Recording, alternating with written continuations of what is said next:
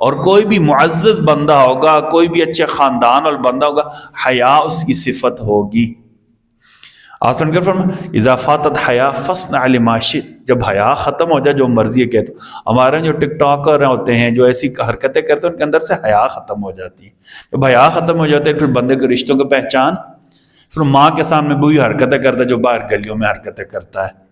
آپ صلی اللہ علیہ وسلم کے اندر ایک اور وصف بچپن کا، جو آپ کی جو سیرت کی کتابوں میں لکھا، جتنے نبی ہوتے ہیں نا سارے حیا والے ہوتے ہیں، اور کوئی بھی معزز بندہ ہوگا، کوئی بھی اچھے خاندان والا بندہ ہوگا، حیا اس کی صفت ہوگی۔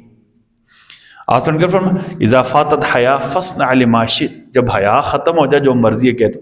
ہمارے جو ٹک ٹاکر ہوتے ہیں، جو ایسی حرکتیں کرتے ہیں، ان کے اندر سے حیا ختم ہو جاتی ہے۔ جب حیا ختم ہو جاتے ہیں پھر بندے کے رشتوں کی پہچان، پھر ماں کے سامنے وہی حرکتیں کرتا ہے جو باہر گلیوں میں حرکتیں کرتا ہے۔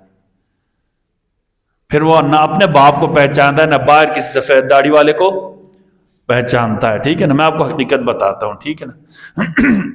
آپ دیکھ لیں یہ حیا ختم ہونے کی وجہ سے، حیا سے آنکھیں جب جھکی ہوتی نا پھر آدمی کوئی بھی غلط کام نہیں کرتا ہے۔